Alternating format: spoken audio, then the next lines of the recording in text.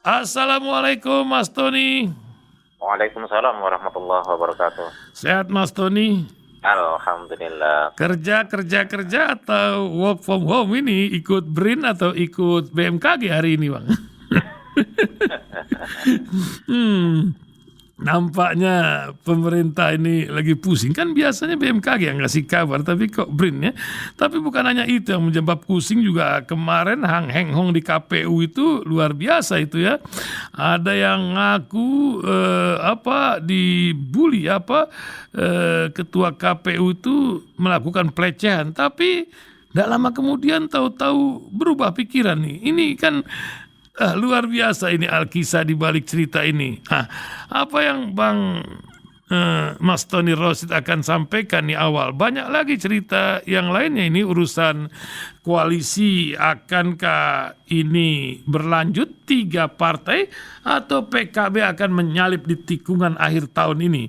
Apa yang akan terjadi? Mas Tony melihat berbagai cerita di pagi hari ini, belum lagi rekaman percakapan pegawai KPU yang tidak meloloskan sebuah partai. Ini menjadi awal cerita KPU, baru kerja saja sudah macam begini. Silakan Mas Tony, mungkin bisa disampaikan pemikiran atau pengamatannya di hari-hari ini. Tafadhol Mas Tony. Ya, cerita KPU sebagai pihak panitia penyelenggara pemilu tidak netral itu sudah lama. Tidak hanya KPU sekarang, KPU dari dulu juga sering mendapatkan isu, tuduhan, kecurigaan tentang itu. Adapun siapa yang menitipkan agar KPU itu ikut bermain, tentu banyak pihak yang menduga-duga. Apakah partai besar, apakah penguasa, atau yang lain-lain itu. Seolah publik selalu mendapatkan indikatornya, seolah publik selalu mendapatkan petunjuknya bahwa KPU atau oknum lah, katakanlah sebut oknum itu bermain. Cuman ada yang kemudian dilihat oleh masyarakat itu transparan, vulgar, jorok, ada yang kemudian silent. Itu kan hanya soal itu terbongkar atau tidak terbongkar. Jual beli suara ya ketika pasca pencoblosan itu kan ditengarai juga marah pada oknum-oknum KPU yang bermain, baik di tingkat daerah maupun di tingkat pusat. Ada orang yang kemudian harus mengamankan suaranya, anggota legislatif misalnya harus mengamankan anggotanya melalui oknum-oknum di KPU, dan itu tidak gratis. Nah, ini kan juga menjadi isu yang terus bergulir sepanjang perjalanan demokrasi kita berpemilu ria ini. Kemarin memang ada isu yang cukup menggemparkan, diantaranya adalah video seorang wanita yang namanya Hasna ini mengaku ada semacam barter dalam keputusan atau barter dalam verifikasi suara parpol. Terus kemudian terjadi sebuah perubahan. Ya, perubahan seperti itu kan juga publik sudah menduga-duga. Pertama, video ketika viral didampingi oleh Farhad Abbas sebagai advokatnya yang ditunjuk oleh Hasna ini. Ya, publik kemudian sudah baca, nanti akan berubah. Ternyata secepat itu terjadi klarifikasi, muncul lagi kemudian klarifikasi lagi bahwa dia dalam tekanan. Ini kan permainan model lama ya, model klasik yang kali terjadi, dan kita masih ingat dalam memori kita yang masih fresh bahwa ada dulu kasus Sarumpait misalnya. Ini kan kemudian orang menghubung-hubungkan Hasna ini dengan Sarumpait. Ada permainan tingkat tinggi yang terjadi pada diri Hasna ini. Tidak berarti kita otomatis membenarkan Hasna ini atau menyalahkan Hasna ini, ya. Mengakui kebenaran Hasna ini atau tidak mengakui kebenaran Hasna ini itu soal lain. Tetapi kasus ini harus segera dituntaskan.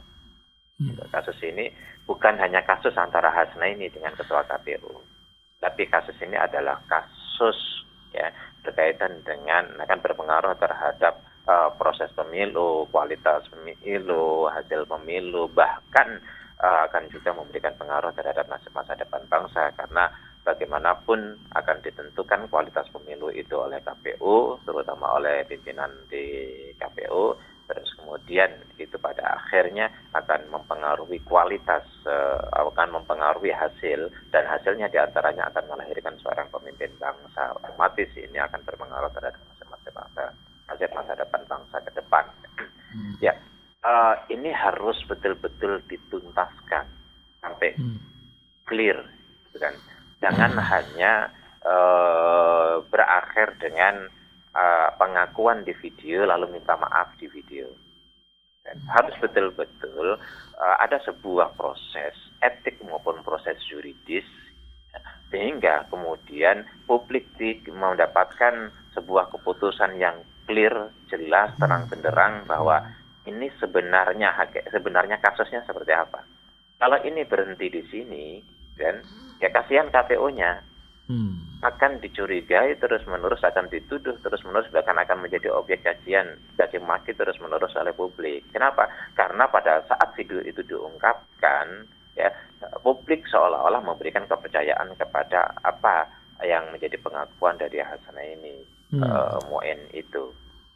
Oleh karena itu, kalau memang itu tidak benar, memang itu tidak betul, menurut saya ini harus dituntut balik sebagai pencemaran nama baik. Bukan hanya pencemaran nama baik sebagai ketua KPU, karena ketua KPU menurut saya saat ini adalah simbol negara, dan bagian daripada, meskipun panitia ya, tidak secara resmi ada undang-undang itu simbol negara, tetapi dan secara substansial ini bagian, karena berpengaruh terhadap negara, maka ketua KPU ini ya harus betul-betul dijaga namanya, sehingga ini memberikan pengaruh positif terhadap kualitas pemilu dan hasilnya. Tapi kalau memang ternyata tidak bisa dijaga, terbukti apa yang jadi dituduhkan itu dalam proses pengadilan misalnya, kan? Ya, kalau DKPP itu ya kita tahu lah ya, proses-prosesnya begitu aja lah, gitu kan? Ya itu kalau proses pengadilan kan ada semacam kontrol yang cukup kuat dari publik. Ketika itu ada persidangan dan persidangannya itu terbuka. Kalau di KPP kan persidangan tertutup, ya kemudian hasilnya ya baru dibuka. Ya. Tapi kan kita tidak tahu bagaimana proses persidangannya itu. Ya. Bukan berarti tidak percaya, tapi layak untuk dipertanyakan. Apalagi cuma berkaitan dengan etik saja. Gitu. Tapi kalau ada proses pengadilan, publik mengontrol, publik melihat persidangan satu dengan persidangan selanjutnya, kemudian disitulah akan tampak persidangan itu bagaimana pengakuan Hasanaini, apakah hakim kemudian pengakuan, dan publik akan melihat benar atau tidaknya, meyakinkan atau tidaknya, bagaimana dia mengumpulkan sebuah data dan bagaimana argumentasinya, betul enggak bahwa pemilu ini memang didesain untuk memenangkan capres-cawapres, yaitu yang disebut oleh Hasanaini, Ganjar dan Erick Thohir. Sebenarnya kan di kalangan elit ini diskusi seperti munculnya isu Ganjar Erick Thohir itu kan sudah lama dan menjadi perbincangan di elit politik, gitu kan. Saya udah dengar juga lama, gitu.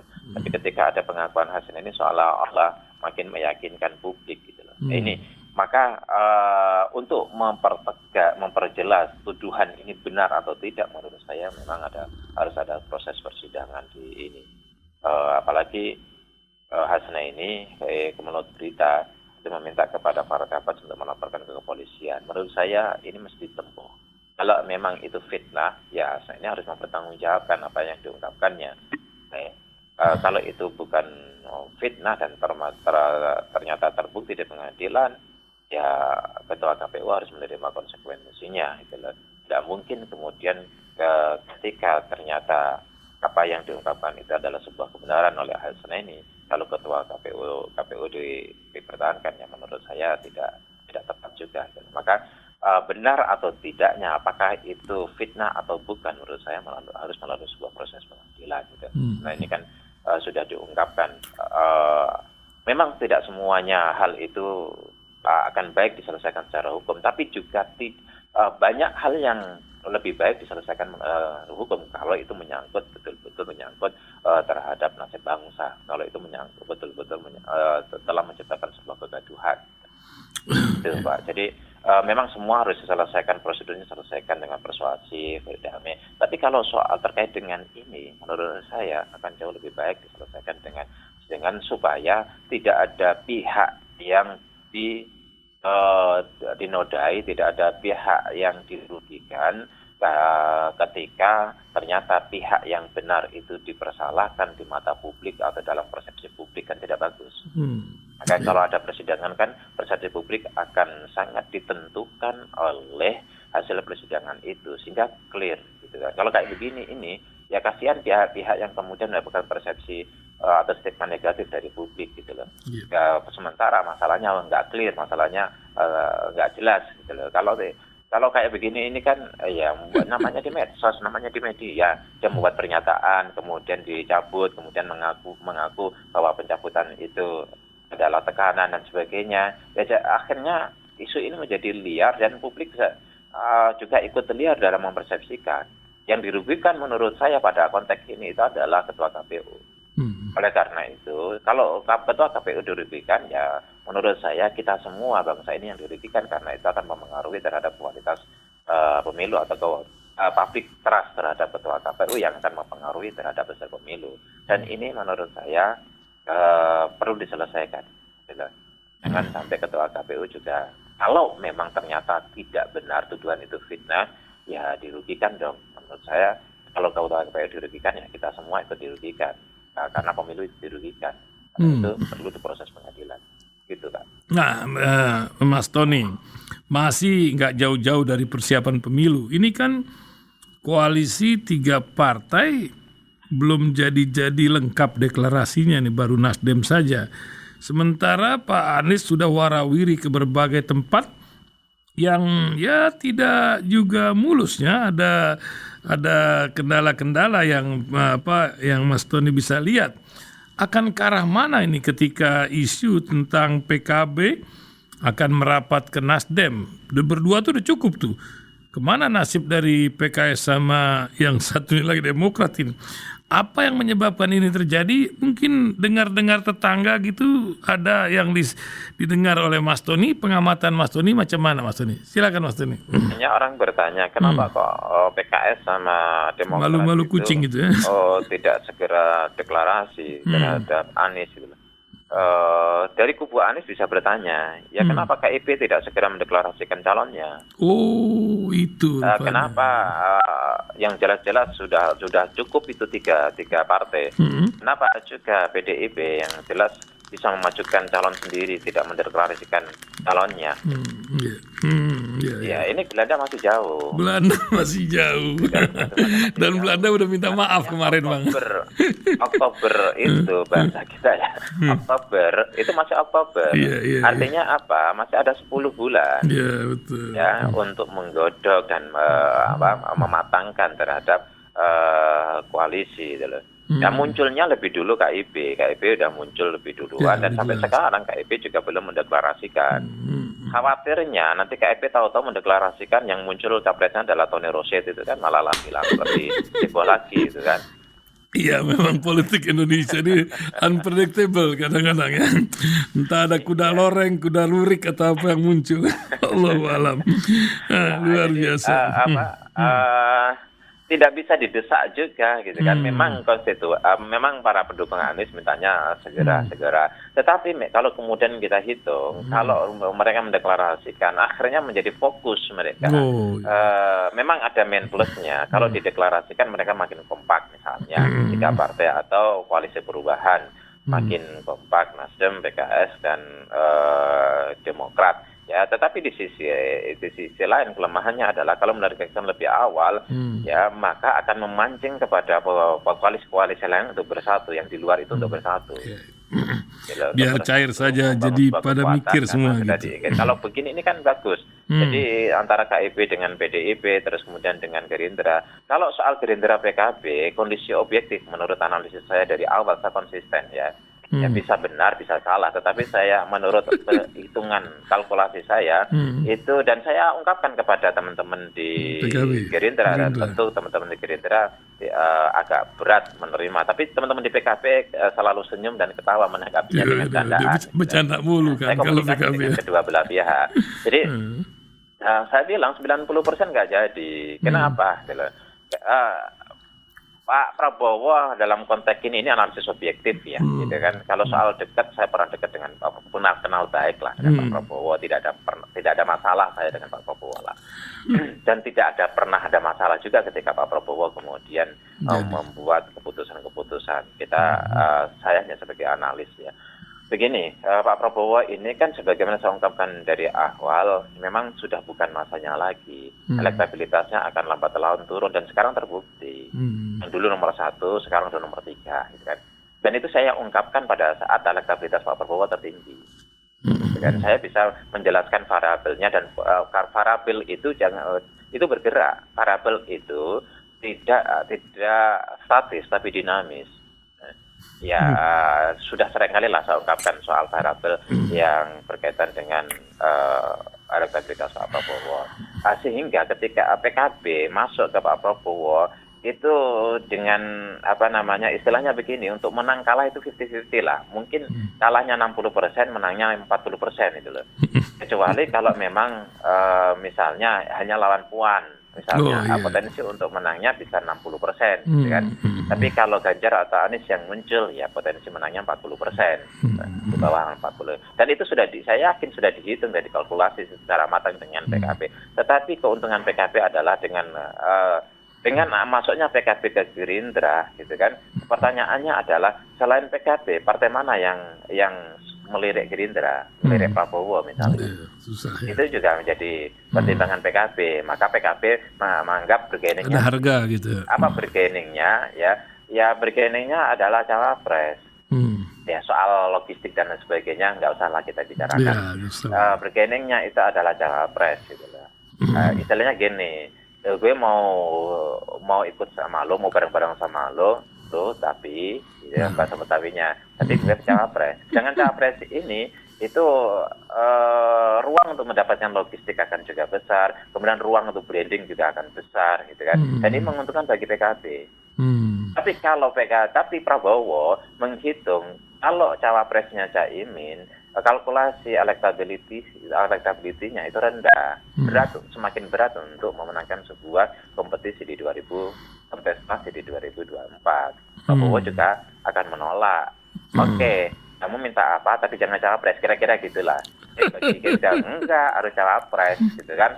Nah ini nggak ketemu. Nah, kemudian muncul sekarang PKB berkomunikasi dengan pihaknya Anies, pihak Nasdem misalnya gitu. Karena Nasdem sama PKB itu cukup.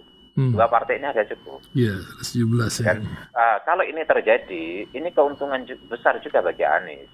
Kalau PKS nggak bisa kemana-mana. Kalau Anies dapat tiket itu PKS mau tidak mau harus ke Anies. Kalau kan nggak ke Anies, dia bunuh diri. Jadi konstituen yang akan konstituen memprotes. PKS itu ke ini puasa selama 2 periode menjadi oposisi. Kalau kemudian tidak memberikan dukungan kepada Anies dan Anies benar-benar maju, ya PKS gulung tikar. Nah, ini kondisi objektif, gitu kan.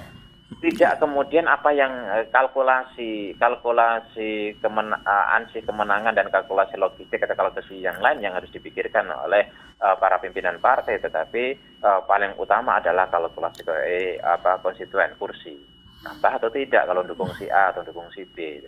Kalau PKS itu hanya nambah. Sekarang misalnya Nasdem mungkin yang menikmati tentang heroisme Anies ya, tetapi ketika PKS nanti nyebur ke Anies, memberikan dukungan kepada Anies, ini cepat. Kenapa? Karena para pendukung PKS itu mayoritas 80% lebih itu adalah Anies. Kalau dia nggak dukung Anies, ya siap-siap untuk kayak P3, bisa jadi kursinya merosot. Nah, ini yang harus digunakan. Maka yang paling rasional bagi Anies butuh NU. Ya, PKB merepresentasikan NU meskipun bukan NU struktural tapi NU kultural. Nah, dengan dukungan PKB kepada Anies, satu potensi menangnya akan jauh lebih besar. Yang kedua, tentu PKB bisa bergaining lebih besar lagi daripada kepada Gerindra. Mungkin tidak cawapres, tapi PKB misalnya bisa mungkin tidak Caimin. Ya. Sekalipun Caimin jadi cawapres ya, potensi menangnya Anies menurut saya tetap besar. Karena Anies hanya butuh dukungan dari NU, bukan soal Caiminnya. Gitu. Luar biasa. Tapi apa komentar Mas Tony tentang almarhum Ridwan Saidi yang mengatakan lebih percaya tukang sulap daripada tukang survei sekarang ini? Gimana Mas Tony? Iya, yang ironis itu ada lembaga survei ya, dalam tweetnya itu pimpinan lembaga survei dalam tweetnya menghajar Anies terus. Itu selalu bicara yang negatif terhadap Anies, terus kemudian hasil surveinya memenangkan lawannya Anies. Ini kan publik bisa membaca, dan kita tahu lah, saya kan suka membuat kriteria. Ada lembaga survei yang memang dia idealis dalam pengertian, saya kenal orang-orangnya inilah. Enggak semuanya tukang sulap jadi ya. Idealis artinya apa? Kalau dia diminta untuk menjadi konsultan politik dan surveyornya calon A, dia mau. Kalau calon B dia nggak mau. Kenapa? Karena soal hati, soal pertimbangan bangsa bahwa ini nggak cocok ini untuk negara ini. Itu ada. Ada juga yang kedua, ada lembaga survei profesional. Ya siapapun yang membayar dia lakukan, tapi dia nggak mau manipulasi, nggak mau diikutsertakan. Manipulasi itu bisa dilakukan dengan cara satu prosesnya itu manipulasi ya. Prosesnya itu disurvei di tempat-tempat yang kira-kira calon yang disurvei itu temu di tempat itu, dan kemudian yang bisa juga dilakukan ada hasilnya dimanipulasi. Ini lembaga survei yang tidak. Ini ada lembaga survei yang punya integritas, tidak mau melakukan itu. Ya. Tetapi dia tidak peduli. Yang penting profesional saja, seperti lawyer, mau koruptor kakap, mau musuh rakyat. Yang penting ya, dia profesional sebagai seorang lawyer. Kemudian yang ketiga adalah lembaga survei yang memang dipesan, gitu kan. Senin dipesan, Kamis sudah ada hasilnya. Kapan surveinya? Kadang-kadang ada lembaga survei juga yang mengambil hasil dari yang lain. Ya. Artinya ada lembaga survei yang lain itu melakukan survei, kemudian dia ambil hasilnya, dana yang dia dapatkan dari pemesan itu dibagi. Udahlah kamu 30%, hasilmu kasih ke saya, 70% nggak usah turun lapangan. Toh hasilnya juga sama. Nah, itu juga ada gitu. Kemudian dicoret-coret ya tidak sama persis, kemudian dilakukan inilah dikit-dikit perubahan, inovasi lah. Nah itu juga ada. Jadi ada lembaga survei yang betul-betul idealis. Dia hanya mau survei kepada calon yang memang ketika jadi itu memberikan kontribusi baik, setidaknya tidak merusak kepada negeri ini. Yang kedua ada lembaga survei profesional, siapa saja yang pesan, tapi dia nggak mau manipulasi. Yang ketiga adalah lembaga survei yang memang bekerja memanipulasi data untuk menciptakan bangun opini. Termasuk caranya adalah kalau surveinya jelek ya nggak ditampilkan, kalau surveinya bagus ditampilkan, gitu kan.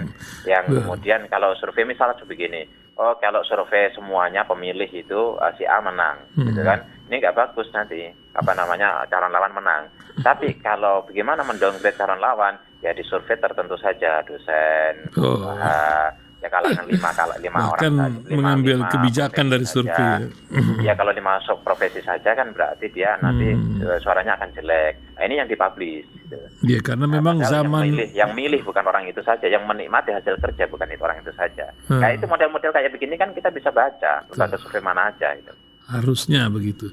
Ya luar biasa, apalagi kalau kebijakan hanya berdasarkan pada survei gitu. Almarhum apatis ya. Iya itu. Kadang-kadang bisa lebih dipercaya. Pun kadang-kadang lebih bisa dipercaya. Ini kan sudah sebenarnya kan ungkapan kejengkelan gitu kan. Kejengkelan karena melihat fakta adanya sejumlah lembaga survei yang manipulatif, yang membohongi, mau melakukan kebohongan publik dan seterusnya. Nah, ini dua terakhir Mas Tony. Ini Kata Menteri Keuangan nih ujuk-ujuk kebijaksanaan subsidi mobil motor listrik. Sebelumnya kan gubernur yang lama tuh menggaung-gaungkan bus listrik dan lain-lain ya. Tapi ini ada ujuk-ujuk urusan mobil dan motor listrik. Tapi setelah PKS teriak-teriak masalah kendaraan umum, baru ada kebijakan lagi. Ini macam kebijakan entah disurvei dulu entah tidak ini. Cemana Mas Tony melihatnya ini? Atau lihat toko sebelah rame ini atau lucu-lucuan saja? Apa Mas Tony juga sudah siapkan ini anggaran untuk mengadakan motor atau mobil listrik atau sepeda listrik mungkin? Wallahu alam nih. Silakan Mas Tony.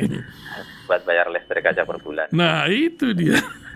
Jadi gini, ya memang kontraproduktif ya. Satu sisi BBM dinaikkan, listrik dinaikkan, tol dinaikkan, kendaraan subsidi.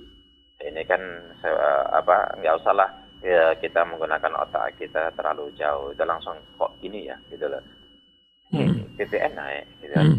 Terus kemudian Vivo aja yang kemarin harganya lebih rendah teriak domelin. Suruh naik. Kalau memang tidak lebih rendah, kan memang kalau BBM itu konteksnya subsidi, ya suruh beli PVO aja sehingga subsidinya nggak besar kan gitu. Dia bisa ya. Kadang-kadang udahlah. Jadi kadang-kadang kok tapi itulah situasi kita yang kita hadapi saat ini. Jadi coba saya belajar dari mall.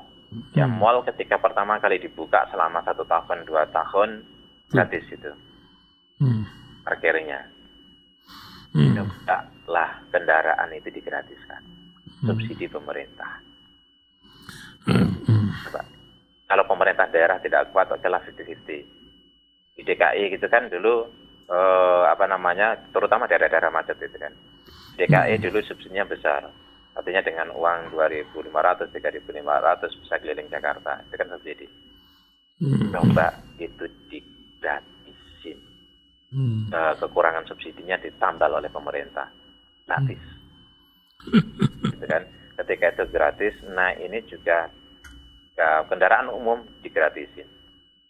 Ya BUMD atau BUMN sekalipun ya ikut serta untuk menyiapkan kendaraan umum. Jadi public service-nya. Itu keren kan. Jaklingko kemarin gratis tuh, waktu kita gesek kok nggak turun saldonya. Bener ternyata. Ya kurang kalau angkutan saya ini jadi ceritanya saya kan menulis tulisan saya terima kasih Pak Gubernur itu kan. Jadi saya itu dari mobil saya taruh di bengkel, saya di Bintaro, kemudian saya pakai angkot. Terus kemudian ternyata pakai kartu semua. Saya bilang saya kok pakai kartu. Ya saya mau turun. Saya bilang kalau etol bisa. Kemudian saya masukkan etol, ini gratis. Loh gratis ada berapa? Ada ratusan mobil Pak. Udah lama gratis. Betul, nggak berkurang saldonya. Gratis. Coba busway digratiskan, kereta dari Kementerian dari Kementerian Perhubungan itu, ya. Kereta itu digratiskan saja, jangan bayar, gratis saja. Masya Allah. Dan orang akan naik terus kemudian MRT disubsidi saja, gratis. Di Surabaya digratiskan, kemudian di Jakarta digratiskan, semampu pemerintah lah subsidi itu. Terus kemudian di Jogja yang macet itu juga digratiskan, di daerah-daerah yang terjadi kemacetan digratiskan dulu. Untuk membiasakan masyarakat menggunakan kendaraan umum, ya kan? Ya kalau gratis kan mereka nggak pakai motor lagi. Kalau gratis mereka mungkin berhitung nggak usah pakai mobil. Ini menarik. Nah kalau mereka sudah terbiasa ke depan bayar, katakanlah selama 1 tahun, setelah 1 tahun bayar, mereka mau pakai motor ini nggak biasa. Mereka akan menikmati meskipun bayarnya itu dengan subsidi. Nah ini kan jauh lebih tujuan untuk mengurangi polusi udara tercapai. Kedua, tujuan untuk mengurangi kemacetan juga tercapai. Subsidi BBM juga menurun. Yang ketiga, subsidi BBM berkurang. Dan kemudian keempat, kecelakaan juga berkurang. Dan yang kelima, tentu saja itu akan menjadi area publik makin besar. Pertemuan antara masyarakat satu dengan masyarakat yang lain Nah, itu juga akan menciptakan sebuah egalitarianisme. Semua naik kereta, semua naik busway, semua naik ini gratis loh. Itu mengurangi betul pengeluaran masyarakat dan itu bisa memicu pertumbuhan ekonomi karena per kapita juga bisa naik. Dengan begitu kan orang akan ngumpulin, jadilah modal. Kalau sudah modal, kemudian uang berputar. Dengan uang berputar, pendapatan jadi naik. Otomatis itu akan bisa memicu terhadap pertumbuhan ekonomi dan pendapatan per kapita masyarakat. Nah, coba ini dilakukan gitu loh. Luar biasa nih. Mobil listrik. Iya. Mobil listrik kita sering kali membuat kebijakan tidak berpikir dampak luasnya dan dampak jangka panjangnya. Macam kebijakan hari ini Mas Doni nih. Mas Doni, terakhir Mas Doni ini hari ini kan banyak orang kebingungan ini. Ini ikut BMKG atau ikut BRIN ini hari ini. Sementara PJ Gubernur sudah bilang work from home hari ini. Badai akan melanda Jakarta. Ini alam yang akan menentukan mana yang hoax, mana yang benar ini. Apa Mas Tony ini di rumah aja hari ini atau keluar ini? Terbiasa mendapatkan hoax kan. Udah latihan. Ya, kalau hoaxnya orang yang dianggap kena pasal, orang yang dianggap bermasalah, gitu, bahaya, gitu kan, itu ada laporan mengakibatkan ke apa? Tapi kalau enggak, ya. Tapi kalau orang ini enggak ini, ya. Nggak ada akibat hukumnya, apalagi ya benturan satu dengan yang lain dalam pandangan. Sekarang juga lagi ribut antara Menteri Pertanian dengan Menteri Perdagangan. Siapa beras. Itu cukup berasnya gitu kan. Sampai kapan data ini kenapa tidak sampai? Kelar-kelar loh tahun-tahun ini data ya. Gitu loh. Kok begitu? Itu kan kita tahu lah, publik juga bisa membaca itu loh. Kepentingan apa yang seringkali bergesekan antara Kementerian Pertanian dan Kementerian Perdagangan? Ya Kementerian Perdagangan maunya ya impor sebesar-besarnya. Kementerian Pertanian ya Menteri Pertanian kok ya ini kacau program kami kalau impor besar-besaran itu. Kami yang kena tertuduh. Ya kami yang kena yang harus berhadapan dengan petani. Tapi itu cincai-cincai di dalam satu kamar. Ya salah. Gitu. Ya. Terus kemudian ya orang BRIN yang berhak siapa gitu. Iya, kenapa nggak ada koordinasi? Betul. Ya katakanlah ternyata Pak ada temuan selama ini kan BMKG udahlah serahkan ke BMKG, BRIN serahkan kemudian kepada BMKG gitu loh. Nah, kalau ternyata berbeda melakukan penelitian secara bersama-sama, itu namanya kolaborasi. Gitu. Yeah, kolaborasi. Orang harus tahu batas-batas diri gitu loh. Kalau memang itu adalah wilayah otoritas dari pihak yang lain, ya sudahlah, biarlah orang lain meskipun ternyata berbeda. Berbeda. Kecuali betul-betul darurat di mana BMKG ini betul-betul tidak mau mengumumkan dan hasil temuan beda, BRIN yakin betul ini bahaya ini bagi masyarakat. Kalau nggak diumumkan, ya ini mau udah gempa ini. Kalau nggak diumumkan, ini masyarakat akan kena yang meninggal banyak. Ya. Namanya kecuali itu. Ini kan enggak. Ya jangan selalu menganggap dunia ini mau kiamat lah.